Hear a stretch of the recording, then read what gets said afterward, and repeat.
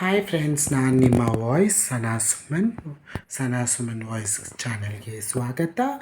ಸ್ನೇಹಿತರೆ, ಇವತ್ತು ಒಂದು ವಿಶೇಷವಾಗಿರುವಂಥ ಟಾಪಿಕ್ ಬಗ್ಗೆ ನಾನು ಮಾತಾಡೋಕ್ಕೆ ಇಷ್ಟಪಡ್ತಾಯಿದ್ದೀನಿ. ಹಾಗೂ ಇದು ಆ್ಯಕ್ಚುಲಿ ಎಲ್ಲರೂ ಯೋಚನೆ ಮಾಡಬೇಕಾಗಿರುವಂಥ ಟಾಪಿಕ್ ಆಗುತ್ತೆ. ಮೊದಲನೇದಾಗಿ ಇತ್ತೀಚೆಗೆ ಎಲ್ಲರೂ ನೋಡ್ಬೋದು, ಟ್ರಾನ್ಸ್ಜೆಂಡರ್ ಸಮುದಾಯದವರು, ಕನ್ನಡದಲ್ಲಿ ಹೇಳಬೇಕಂದ್ರೆ ಮಂಗಳಮುಖಿ ಸಮುದಾಯದವರು ಅಂತ ಹೇಳಿ, ಮಂಗಳಮುಖಿ ಸಮುದಾಯದವರು ಚೌಟ್ರಿಗಳು ನುಗ್ತಾರೆ, ಬರ್ತ್ಡೇ ಪಾರ್ಟೀಸ್ಗಳು ನುಗ್ತಾರೆ, ಹೊಸ ಅಂಗಡಿಗಳಲ್ಲಿ ನುಗ್ತಾರೆ, ನುಗ್ಬಿಟ್ಟು 10,000 ರೂಪಾಯಿ ಡಿಮಾಂಡ್ ಮಾಡ್ತಾರೆ, ದಾಂಧಲೆ ಮಾಡ್ತಾರೆ, ದರೋಡೆ ಮಾಡ್ತಾರೆ, ಡಿಮಾಂಡ್ಗಳು ಮಾಡ್ತಾರೆ, ರೌಡಿಸಮ್ಗಳು ಮಾಡ್ತಾರೆ, ಸೀರೆಗಳು ಎತ್ತುತ್ತಾರೆ, ಅವ್ರದ್ದು ಏನೇನೋ ಈ ಸಭ್ಯ ಅಂತ ಏನೇನೋ ಮೀಡಿಯಾಗಳಲ್ಲಿ ಬಂದಿರೋವಂಥ ಚಾನಲ್ಗಳಲ್ಲಿ ಹಾಕಿಬಿಟ್ಟು ಒಂದಷ್ಟು ಎಂಟರ್ಟೈನ್ಗಳನ್ನ ತೊಗೊತಾರೆ.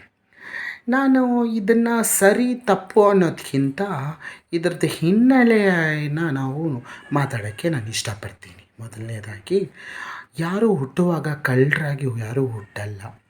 ಯಾರು ಹುಟ್ಟುವಾಗ ಭಿಕ್ಷುಕರಾಗಿ ಯಾರು ಹುಟ್ಟಲ್ಲ. ಈ ಸಮಾಜ ನಮ್ಮನ್ನು ಭಿಕ್ಷುಕರಾಗೋ, ಡಾಕ್ಟ್ರಾಗೋ, ಪ್ರಧಾನಮಂತ್ರಿಯಾಗೋ, ಮುಖ್ಯಮಂತ್ರಿಯಾಗೋ ಈ ಸಮಾಜ ನಮಗೆ ಕೊಡುವಂಥ ದಾರಿ ಮತ್ತು ನಮಗೆ ತಳ್ಳುವಂಥ ದಾರಿಯಲ್ಲಿ ಆ ವ್ಯಕ್ತಿ, ಆ ಇಂಡಿವಿಜುವಲ್ ವ್ಯಕ್ತಿ ಆ ಒಂದು ದಾರಿಯನ್ನು ತಗೊಂಡು ಹೋಗ್ತಾನೆ. ಹಾಗೆ ನಮ್ಮ ಸಮುದಾಯದಲ್ಲಿರುವಂಥ ಟ್ರಾನ್ಸ್ಜೆಂಡರ್ ಸಮುದಾಯದವರಿಗೆ ಮೇಯ್ನಾಗಿ ಅವಕಾಶದ ವಂಚಿತರಾಗಿರ್ತಾರೆ.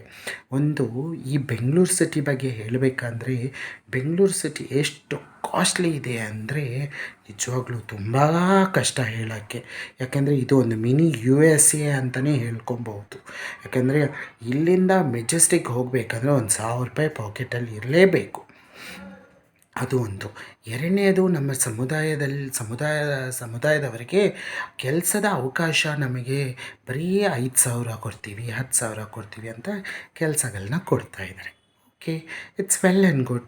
ಕಾರ್ಪೊರೇಟ್ ಸೆಕ್ಟರ್ಗಳಲ್ಲಿ ನೋಡಬೇಕಂದ್ರೆ ವಾಚ್ಮೆನ್ ಕೆಲಸ, ಮತ್ತು ಪ್ಯಾಂಟ್ರಿಯಲ್ಲಿ ಕಪ್ ಲೋಟ ತೊಳೆಯುವಂಥ ಕೆಲಸ, ಮತ್ತು ಟಾಯ್ಲೆಟ್ ಕ್ಲೀನ್ ಮಾಡುವಂಥ ಕೆಲಸ, ಮತ್ತು ಈ ಹೌಸ್ ಕೀಪಿಂಗ್ ಕೆಲಸ ಇದನ್ನೇ ಕೊಡ್ತಾರೆ ವಿನಃ ಯಾರು 1,00,000 ಮಂತ್ಲಿ ಸ್ಯಾಲ್ರಿ ಟೈಪಲ್ಲಿ ಯಾರು ಮುಂದೆ ಬಂದು ಕೊಡುವಂಥ ಅವಕಾಶ ಇಲ್ಲ. ಸೊ ನಮ್ಮ ಲೈಫ್ನ ಬ್ಯಾಲೆನ್ಸ್ ಹೇಗೆ ಮಾಡ್ಕೊಳ್ಳೋದು, ದಯವಿಟ್ಟು ಗಮನವಿಟ್ಟು ಯೋಚನೆ ಮಾಡಿ. 5,000, 10,000, 15,000, 20,000 ರೂಪಾಯಿ ಸಂಬಳ ಇಟ್ಕೊಂಡು ಈ ಬೆಂಗಳೂರು ಸಿಟಿಯಲ್ಲಿ ನಾವು ಕೆಲಸ ಮಾಡಬೇಕು, ಮತ್ತು ಎಕ್ಸ್ಪೆನ್ಸಸ್ಗಳನ್ನ ನೋಡ್ಕೊಬೇಕು, ಟ್ರಾವೆಲ್ಗಳನ್ನ ನೋಡ್ಕೊಬೇಕು. ಮನೆ ಬಾಡಿಗೆ ಬಗ್ಗೆ ಮಾತಾಡೋಕ್ಕಂತೂ ಆಗಲ್ಲ ಸ್ವಾಮಿ. ಇದ್ರ ಬಗ್ಗೆ ಒಂದು ಸ್ಪೆಷಲ್ಲಾಗಿ ಸೆಗ್ಮೆಂಟ್ ಅದನ್ನೇ ಒಂದು ಹಾಕ್ತೀನಿ ನಾನು. ಸೊ ಇಷ್ಟು ಹಿನ್ನೆಲೆ ಇರೋದರಿಂದ ಸರ್ಕಾರ ಏನು ಮಾಡ್ತಾಯಿದೆ, ಸರ್ಕಾರ ಬರೀ ನಮಗೆ 1,200 ರೂಪಾಯಿ ಪೆನ್ಷನ್ ಕೊಡ್ತಾಯಿದೆ. ಅದು ಈಗ ಇತ್ತೀಚೆಗೆ ಆಗ್ತಾಯಿದೆ. 1,200 ರೂಪಾಯಿ ಒಂದು ಟ್ರಾವೆಲ್ಗೇನೆ ಮುಗಿದೋಗುತ್ತೆ ಇಲ್ಲಿಂದ ಮೆಜೆಸ್ಟಿಕ್ ಹೋಗಿ ಬರೋಷ್ಟರಲ್ಲಿ. ಆದರೆ ತಿಂಗಳು ಪೂರ್ತಿಯಾಗಿ 10,000 ರೂಪಾಯಿ ಬಾಡಿಗೆ, ಊಟದ ಖರ್ಚು, ಹಾಲಿನ rate, nutrition, protein, vitamin, self medications, ಬಟ್ಟೆ, ಕರೆಂಟ್ ಬಿಲ್ಲು, ಆ ಬಿಲ್ಲು ಎಲ್ಲ ಸೇರಿಕೊಂಡ್ರೆ ನಮಗೆ ಅಮ್ಮ ಅಂದರೆ ಒಂದು 30,000-40,000 ರೂಪಾಯಿ ಬೇಕಾಗುತ್ತೆ ಪರ್ ಮಂತಾಗಿ. ಒಂದು ವ್ಯಕ್ತಿಯಾಗಿ, ಇಂಡಿವಿಜುವಲ್ ಆಗಿ, ಅಪಾರ್ಟ್ ಫ್ರಮ್ ಫ್ಯಾಮ್ಲಿ ಇಲ್ಲ ಅಂದ್ರೂ ಒಂದು ವ್ಯಕ್ತಿಗೆ ಇಷ್ಟು ಎಕ್ಸ್ಪೆನ್ಸಸ್ಗಳಾಗುತ್ತೆ. ಯೋಚನೆ ಮಾಡಿ. ಈಗ ನಮಗೆ ಅಷ್ಟೆಲ್ಲ ಇರುವಾಗ ಸರ್ಕಾರ ನಮಗೆ ಯಾವುದೇ ಸೌಲಭ್ಯ ಇಲ್ಲ, ಹೌಸಿಂಗ್ ಸ್ಕೀಮ್ ಇಲ್ಲ, ಪ್ರೈವೇಟ್ ಸೆಕ್ಟರ್ಸ್ಗಳಲ್ಲಿ ನಮಗೆ ಯಾವುದೇ ಒಂದು ಸೆಲ್ಪು ಇಲ್ಲ. ಏನೋ ಸಿಂಪತಿಯಿಂದ ಒಂದಷ್ಟು ಕೆಲಸಗಳು ಕೊಡ್ತೀನಿ ಬನ್ನಿ, ಆದರೆ ನೀವು ಬರಲ್ಲ ಅಂತಲೂ ಹೇಳ್ತಾರೆ. ಬಟ್ ಅದ್ರದ್ದು ಬ್ಯಾಕ್ಗ್ರೌಂಡು, ಸೋಷಲ್ ಪ್ರೊಟೆಕ್ಷನ್ಸ್ ಏನಿದೆ, ಸೋಷಲ್ ಸೆಕ್ಯೂರಿಟೀಸ್ಗಳೇನಿದೆ ಅದ್ರ ಬಗ್ಗೆ ಏನೂ ಇಲ್ಲ. ಎಜುಕೇಷನ್ ಇದೆಯಾ? ಸಮಾಜದಲ್ಲಿ ನಮ್ಮನ್ನು ಭಿಕ್ಷಾಟನೆಗೆ ತಳ್ತಾ ಇರುವಂಥ ಈ ಸಮಾಜ ನಮ್ಮ ಬಗ್ಗೆ ಪ್ರಶ್ನೆ ಮಾಡೋಕ್ಕೆ ಅವ್ರಿಗೆ ಏನು ಅಧಿಕಾರ ಇದೆ ಹೇಳಿ? 20,000 ಅದು ಯಾವನೋ CCTV ಕ್ಯಾಮ್ರಾಗಳನ್ನ ಹಾಕ್ಕೊಂಡ್ಬಿಡ್ತಾರೆ, ಅದರಲ್ಲಿ ರೆಕಾರ್ಡ್ ಆಗೋದನ್ನ ನೆಗೆಟಿವ್ ಆಗಿ ತಗೊಂಡು ವೈರಲ್ಗಳನ್ನ ಮಾಡ್ಕೊಂಡು ಕೂತ್ಕೊತಾರೆ. ಆದರೆ ನಮ್ಮ ಸಮುದಾಯದಲ್ಲಿ ಟ್ರಾನ್ಸ್ಜೆಂಡರ್ ಸಮುದಾಯದ ಎಂಥ ನಾವು ಸಾಯ್ತೀವಿ ಅನ್ನೋದನ್ನು ನೀವು ಯಾರಾದರೂ ಯೋಚನೆ ಮಾಡಿದ್ದೀರಾ? ನಮಗೆ ಸ್ಮಶಾನದಲ್ಲಿ ಜಾಗ ಸಮೇತ ನಮಗಿಲ್ಲ. ಈ ಸ್ಮಶಾನಕ್ಕೆ ಹೋಗಬೇಕಂದ್ರೆ ನೀನು ಗಂಡ ಹೆಣ್ಣ ಅಂತ ಕೇಳ್ತಾರೆ. ಈ ಥರ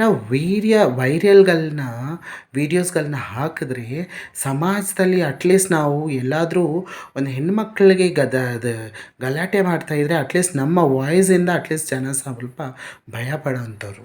ಇತ್ತೀಚೆಗೆ ನಮ್ಮ ವಾಯ್ಸ್ಗೆ ಇರುವಂಥ ಶಕ್ತಿನೂ ಇಂಥ ವೈರಲ್ ವೀಡಿಯೋಸ್ಗಳಿಂದ ನಮ್ಮ ವಾಯ್ಸ್ಗಿರುವಂಥ ಶಕ್ತಿನೂ ನಾಶ ಮಾಡ್ತಾಯಿದೆ ಈ ಸಮಾಜದಲ್ಲಿರುವಂಥ ಒಂದಷ್ಟು ವ್ಯಕ್ತಿಗಳು. ಮಾಡಿ ವೀಡಿಯೋ, ನಮ್ಮ ಸಮುದಾಯದವರು ಬದಲಾವಣೆ ಆಗ್ತಾರೆ. ಇವತ್ತು ಎಷ್ಟೋ ಜನ ಎಷ್ಟೋ ಸಮುದಾಯದ ಮುಖ್ಯ ವ್ಯಕ್ತಿಗಳು ಎಷ್ಟೋ ಒಂದೊಳ್ಳೆ ಕೆಲಸಗಳಿಗೆ ಮುಂದೆ ಬಂದಿದ್ದಾರೆ. ದಯವಿಟ್ಟು ಈ ಥರ ವೀಡಿಯೋಸ್ಗಳನ್ನ ಹರಡಿಸ್ಬಿಟ್ಟು ನಮಗೆ ಸಿಗುವಂಥ ಒಂದು ಅಲ್ಪ ಸ್ವಲ್ಪ ಇರುವಂಥ ನಮಗೆ ಮರ್ಯಾದೆಗೆ ನಮಗೆ ಅದಕ್ಕೆ ಚ್ಯುತಿನ ಹಾಕಬೇಡಿ. ಪೊಲೀಸವ್ರು ಏನು ಮಾಡ್ತಾಯಿದ್ದಾರೆ, ಪೊಲೀಸವ್ರು ಬರಲಿ, ಪೊಲೀಸವ್ರು ಇಂಥ ಕೇಸ್ಗಳನ್ನ ಹ್ಯಾಂಡಲ್ ಮಾಡಲಿ. ಪಬ್ಲಿಕ್ ವೈರಲ್ ಮಾಡೋಕ್ಕೆ ಹೋಗಬೇಡಿ. ಯಾಕೆ ಮಾಡ್ತೀರಾ? ಏನು ನಿಮಗೆ ಲಾಭ ಅದರಿಂದ? ಪಬ್ಲಿಸಿಟಿ ಸಮುದಾಯದವರು ಮಂಗಳಮುಖಿಯವ್ರಿಗೆ ಇರುವಂಥ ಹೆಸರನ್ನ ಹಾಳು ಮಾಡಿ ನೀವು ಅದನ್ನೇನು ಸಾಧಿಸ್ತೀರಾ?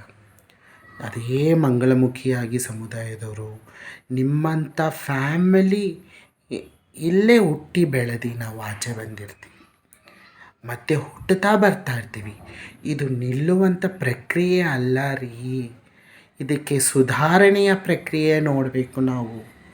ಯಾಕಂದರೆ ನೀವು ಈ ಥರ ಒಂದು ಈ ಥರ ಒಂದು ಪಬ್ಲಿಸಿಟಿ ಮಾಡ್ಕೊಂಡು ಕೂತ್ಕೊಂಡ್ರೆ ಇದು ಎಲ್ಲೂ ಸಾಲ್ವ್ ಆಗಲ್ಲ. ಯಾಕಂದರೆ ಇದು ಮತ್ತೆ ನಿಮ್ಮ ಫ್ಯಾಮ್ಲಿಯಲ್ಲೂ ಒಬ್ಬರು ಹುಟ್ಟಬಹುದು, ನನ್ನ ಫ್ಯಾಮ್ಲಿಯಲ್ಲೂ ಹುಟ್ಟಬಹುದು, ನಿಮ್ಮ ಅಕ್ಕಪಕ್ಕ ಫ್ಯಾಮ್ಲಿಯಲ್ಲೂ ಹುಟ್ಟಬಹುದು. ಸೊ ಇದಕ್ಕೆ ನಾವು ಈ ಥರ ಒಂದು ಪ್ರಕ್ರಿಯೆ ತಗೊಂಡೋದ್ರೆ ಇದು ಎಲ್ಲಿಗೂ ಸ್ಟಾಪ್ ಆಗಲ್ಲ.